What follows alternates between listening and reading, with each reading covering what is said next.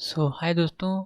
मैं हूं आपका एसके और आज हम नए अपडेट के बारे में बात करेंगे। इंडियन ऑयल कॉर्पोरेशन लिमिटेड के द्वारा पानीपत रिफाइनरी एंड पेट्रोकेमिकल से वैकेंसी आई हुई है, जो बहुत ही ह्यूज अमाउंट में है और एक बहुत बड़ी कंपनी है पीएसयू पब्लिक सेक्टर यूनिट में, यानी कि that mean central government job है। ओके, इसमें बेसिक सैलरी आपका 25,000 से लेके 1,05,000 तक मिलेगा। ठीक है, तो बाकी बेसिक सैलरी के साथ जो डीए एचआरए और भी जो अलाउंस होते हैं वो कंपनी ऐड करके बताएगी।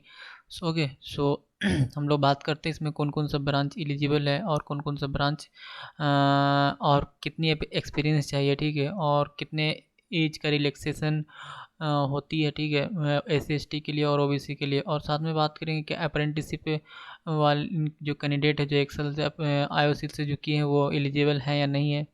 ओके, और ठीक है, स्टार्ट करते हैं। ठीक है, तो देखिए ये आपका number of name of post है। तो जूनियर इंजीनियर असिस्टेंट JEA 4 का आया हुआ है। टोटल पोस्ट 50 है, जिसमें यूआर का 21 है, ईडब्ल्यूएस का 5 है, एससी का 10 है, ओबीसी एनसीएल का 14 है। तो बहुत ही अच्छा अपॉर्चुनिटी है, पीडब्ल्यूडी का नील है। ओके,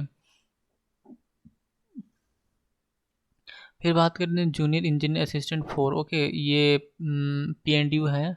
पीएनडीयू जो इलेक्ट्रिकल ब्रांच का ही जनरली भरते हैं, या फिर और दूसरे लोग भी भरते हैं कभी कभी। और फिर जूनियर इंजीनियर असिस्टेंट मैकेनिकल, ठीक है, या फिर इसको जूनियर टेक्निकल असिस्टेंट बोलते हैं।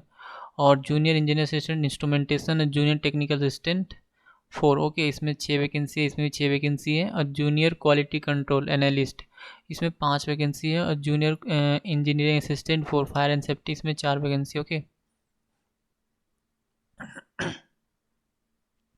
इसमें बताया कि right of person with disability जो है वो क्या क्या बताता है, कौन कौन पीडब्ल्यूडी के कैटेगरी में आ सकता है, तो उसमें ये बताया हुआ। ठीक है, तो अब बात करते हैं production post name of production के लिए। प्रोडक्शन के लिए देखिए आपका 3 साल डिप्लोमा होना चाहिए।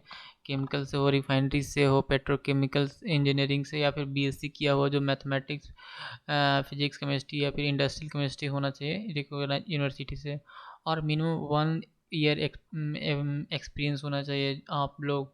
मतलब ऐसा इंडस्ट्री जिसमें पंप हो, फायर हीटर हो, कंप्रेसर हो, डिस्टिलेशन कॉलम, रिएक्टर हो, हीट एक्सचेंजर ये सब हो, या फिर पेट्रोलियम रिफाइनरी, हैवी केमिकल, या फिर गैस प्रोसेसिंग इंडस्ट्री, या फिर फर्टिलाइज़र में जो लोग काम किए हैं वो लोग अप्लाई कर सकते हैं।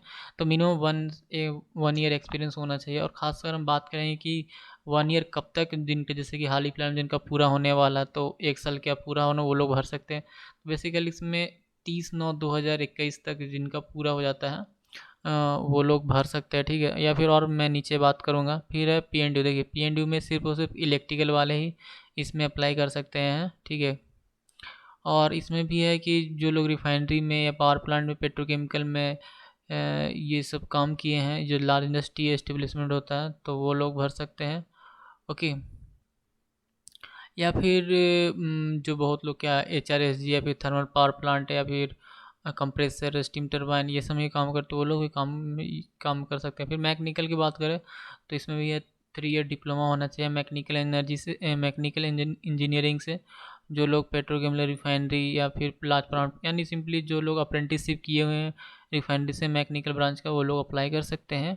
और हम बात करें तो बहुत से जो इंडस्ट्री है वहाँ ये सब टरबाइन है, बॉयलर है, कॉलम वाल्व है, पंप है, मैकेनिकल सील है, ड्राई सील है, बेरिंग है, ये सब जहाँ रहते हैं, सेफ्टी वाल्व है, ये सब लोग भी अप्लाई कर सकते हैं। ठीक है, और फिर बात करें junior engineer assistant for JEA 4 instrumentation की, तो 3 ईयर डिप्लोमा चाहिए इंस्ट्रूमेंटेशन से। ठीक है, इसमें भी जो फर्टिलाइज़र या फिर जो इसमें काम किए वो लोग अप्लाई कर सकते हैं।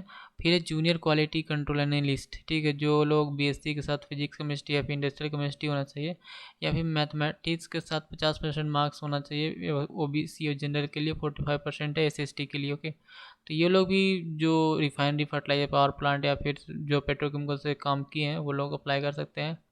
फायर सेफ्टी की बात करें तो ये लोग का थोड़ा सा क्राइटेरिया रहता है स्टैंडर्ड फिजिकल की, इतना इतना फिजिकल होना चाहिए, वो लोग ही भर सकते हैं। तो ठीक है, तो आप देख सकते हैं कि मिनिमम हाइट ही इनका 165 होनी चाहिए। ठीक है, रिलैक्स हो सकता है इनके सब gravels, Assamese, Gorkha and member of schedule tribe. देखिए जैसे 160 उन 5 से रिलैक्स भी किया जा सकता है कि इनके लिए, जैसे लोग जो आसाम के हैं आसामी गोरखा है, आसाम में जो गोरखा लोग हैं वो लोग स्पेशल, या फिर जो ट्राइबल एरिया में रहते हैं, या फिर ग्रेविल्स एक कोई है समुदाय, उनकी बात कर रहा है। और चेस्ट होना चाहिए 81 सेंटीमीटर, और एक्सपेंड करना चाहिए 86 ये तो सबके लिए ठीक है। और मिनिमम वेट जो है मिनिमम 50 kg फिक्स किया हुआ है फायर सेफ्टी के लिए, ठीक है। और बाकी लगभग सबका सेम ही रहता है, ठीक है। और बात करें तो देखिए इस कोई भी है, सिर्फ और सिर्फ ओनली एक पोस्ट के लिए भी diploma BSc branch subject specify against respective post एवं will only be consider as eligible diploma BSc in other than specified subject, वो सब नहीं कंसिडर किया जा सकता। जो लोग मतलब डिप्लोमा के अलावा जो बीएससी या फिर दूसरे किए हो वो लोग कंसिडर नहीं किया जा सकते, ठीक है। जैसे बहुत से एक और कन्फ्यूजन रहता है कि बहुत से लोग क्या होता है कि 12th के बाद आईटीआई, 12th के बाद डिप्लोमा किए हैं या आईटीआई के बाद डिप्लोमा किए, 2 ईयर का डिप्लोमा किए, जिसको बोलते हैं लेटर एंट्री, ओके। तो वो लोग भी यहाँ अप्लाई कर सकते हैं। हाँ, जो लोग एमएससी केमिस्ट्री की हैं वो लोग पोस्ट नंबर 2 मतलब प्रोडक्शन और जो ये 2 ब्रांच के लिए, ये 2 पोस्ट को लिए अप्लाई नहीं कर सकते, ठीक है। और ये भी इसमें साफ शब्दों में लिखा हुआ कि जो कैंडिडेट है MB, B Tech, MB, MCA, CA, LLB या फिर कोई ये ऐसा कोई क्वालिफिकेशन रखा है वो लोग एलिजिबल नहीं हो सकते, ठीक है। और देखिए यहाँ पर सिर्फ और सिर्फ मेन के लिए ही अप्लीकेबल है, वुमेन के लिए कुछ है वैकेंसी, हम उसके बारे में बात करेंगे, ओके। और हम बात करें एक्स सर्विसमैन के बारे में, बताया कि अगर कोई एक्स सर्विसमैन है तो उसी सेम एरिया में वर्क किया हुआ है या फिर डिक्लेरेशन किया है, और no work related document will be required, तो उन लोगों को डॉक्यूमेंट की ज़रूरत नहीं है।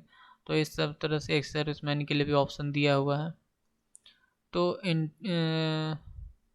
देखिए इम्पोर्टेंट सेक्शन में क्या है कि कोई भी आदमी एक पोस्ट पे एक ही लोग ही अप्लाई कर सकते हैं, ठीक है। एक आदमी दो दो पोस्ट पे अप्लाई नहीं कर सकता है, ठीक है। Large industrial establishment would remain industrial manufacturing unit whose investment in plant machinery exceed than 10 crore and which have been operation। बोल रहा है कि जैसे नहीं बोला गया था कि लार्ज एस्टेब्लिशमेंट में जो जिन लोग का एक्सपीरियंस है वो लोग अप्लाई कर सकते हैं, तो इसमें बताया है कि जिनका टर्नओवर ठीक है 10 करोड़ है या फिर 10 करोड़ है या फिर उससे ज़्यादा है, और वो पूरा फंक्शनल है, तो वो लोग अप्लाई कर सकते हैं, ठीक है। साथ साथ कुछ ये भी है कि जो कैंडिडेट जो रजिस्टर किए लोकल एम्प्लॉयमेंट एक्सचेंज या फिर district Sainik resettlement board special employment exchange meeting with prescribed mean sponsor to the Panipat refinery petrochemical against this notification, तो वो लोग अप्लाई कर सकते हैं। And following which their candidature will not be consider, वो लोग कैंडिडेचर उन लोग कंसिडर नहीं किया जैसा, वो लोग को अप्लाई करना ही पड़ेगा, ठीक है। फिर है कि वुमेन के लिए अपॉर्चुनिटी क्या है, देखिए साफ शब्दों में लिखा गया है कि वुमेन के लिए कोई अपॉर्चुनिटी नहीं है। हाँ, जो जैसे कि कुछ कुछ में है अपॉर्चुनिटी, अकॉर्डिंगली वुमेन कैंडिडेट क्योंकि शिफ्ट वर्क नहीं कर सकते हैं, इसके वजह से ये लोग को अप्लाई नहीं किया गया, लेकिन हम बताएंगे किस किस में अप्लाई कर सकते हैं। अगर रिजर्वेशन की बात करें तो रिजर्वेशन देखिए एस सी और ओबीसी जिसको नॉन क्रिमिलियर बोलते हैं वो लोग रिजर्वेशन दिया गया है as per the government guidelines, ठीक है। फिर बात करें तो ओबीसी का जो सर्टिफिकेट होता है कैटेगरी वो लोग बना सकते हैं, ईडब्ल्यूएस लोग भी क्लेम किए जा सकता है जिनको ईडब्ल्यूएस में मिलता है। और बात करें तो जो बेंचमार्क की बात है दो लोग अलग है। और देखिए कुछ कंसेशन है, रिलैक्सेशन, जैसे कि 5% टेस्ट में रिलैक्स मिलता है एससी और पीडब्ल्यूडी कैंडिडेट होते हैं वो लोग के लिए, ठीक है। और फिर जो एसएसटी के लिए वो रिटन टेस्ट के लिए प्रिपरेशन के लिए वो रिम्बर्स किया जा सकता है, जैसे कि रिटन टेस्ट के लिए या फिर स्किल टेस्ट के लिए जो लोग आते हैं एसएसटी पीडब्ल्यूडी में, तो सेकंड क्लास जो रेल फेयर होता है नियरेस्ट रेलवे स्टेशन से, वो लोग को क्या आता है कि मतलब पैसे मिलते हैं, तो वो लोग अपन आ सकते हैं, ठीक है। वो एक फॉर्मेट दिया हुआ है ट्रैवलिंग एक्सपेंसेस का, ट्रैवलिंग एक्सपेंसेस क्लेम का वो लोग भर सकते हैं और जा सकते हैं, ठीक है। हाँ, एक और एस सी और पीडब्ल्यूडी या फिर एक्स सर्विस मैन जो कैंडिडेट हैं वो लोग को पेमेंट फ़ी नहीं करना पड़ेगा, ये अच्छी बात है, ठीक है। और एस सी देखिए पीडब्ल्यूडी एक्स सर्विस मैन का रिलैक्सेशन भी दिया हुआ है देखिए मिनिमम 18 साल है, मैक्सिमम जो है वो 26 साल होना चाहिए 30/9/2021 तक। और 30/9 के पहले ही अगर आपका 26 साल क्रॉस कर गया तो आपका नहीं हो भर पाएगा, ठीक है।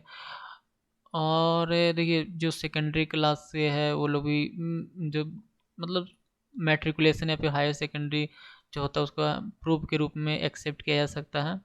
और एससी के लिए 5 साल और ओबीसी के लिए 3 साल रिलैक्स दिया गया है।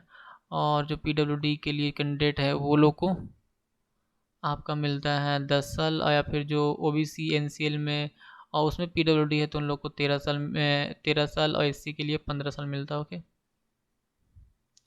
तो जो लोग एक्स सर्विसमैन है तो वो लोग को जो एक्चुअल एज है और रिजल्टेंट एज जो है डर not exceed the maximum age limit. जो एक्चुअल एज और जो रिजल्टिंग एज है उससे ज़्यादा नहीं होना चाहिए 3 मंथ्स ईयर्स। ओके, तो फिर बात करें जो पीरियड ऑफ अप्रेंटिसशिप है जो एक्ट किया गया था industry cover under the experience notify this relevant post consider relax in age. देखिए जो लोग एक्सपीरियंस के अप्रेंटिसशिप किए हैं रिफाइनरी से वो लोग को एक्सपीरियंस कंसिडर किया जाता है और 1 साल रिलैक्स दिया जाता है, मतलब वो लोग 26 जगह 27 साल तक भर सकते हैं, ठीक है। ओके, और बात करें तो डेक ऑफ रिकॉग्नी एलिजिबिलिटी क्राइटेरिया। देखिए मतलब कब तक एलिजिबिलिटी क्राइटेरिया को माना जाए तो वही 30/9/2021 को माना है ये लोग। पेपर की बात करें तो बताएं तो 25 से 1,65,000 तक मिलेगा। साथ साथ में जो DHRA या फिर जो सेंट्रल गवर्नमेंट का group personal accident leave encasement LTC LFA जो मिलते हैं वो लोग आपको सब कुछ मिलेगा, ठीक है, कि काफ़ी अच्छा फैसिलिटी होता है उसी का, ठीक है। और सिलेक्शन मेथोडोलॉजी की बात करें तो पहले रिटन टेस्ट होगा, उसके बाद SPTT स्किल टेस्ट होगा। ओके, और ये जो SPTT होगा सिर्फ और सिर्फ क्वालिफाइंग नेचर होगा और कोई अलग चीज़ नहीं है। इसमें साफ लिखा हुआ कि जो कैंडिडेट जो शॉर्टलिस्ट होंगे वो 1:2 के रेशियो में, जैसे मतलब कि 50 सीट है तो 100 लोग कैंडिडेट आएंगे। ओके, सेलेक्ट किया जाएगा रिटन टेस्ट में फॉर इंटरव्यू के लिए।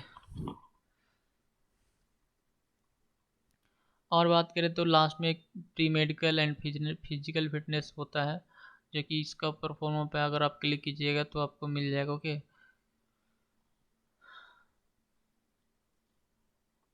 कुछ जनरल इंस्ट्रक्शन दिया हुआ जैसे कि आप कैसे पेमेंट आप कैसे कर सकते हैं, ठीक है, तो वो SBI कलेक्ट होता है उसी के द्वारा किया जा सकता है, ठीक है। ये पूरा प्रोसीजर है, यहाँ से लॉगिन करना पड़ेगा, उसके बाद ऑल इंडिया, फिर type of corporate PSU Indian oil corporation choose करना होगा, फिर कौन सा रिफाइनरी है।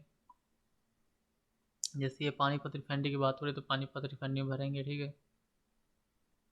और एप्लीकेशन फ़ी जो है वो 12/10/2021 तक हो जाना चाहिए 5 बजे तक, ठीक है।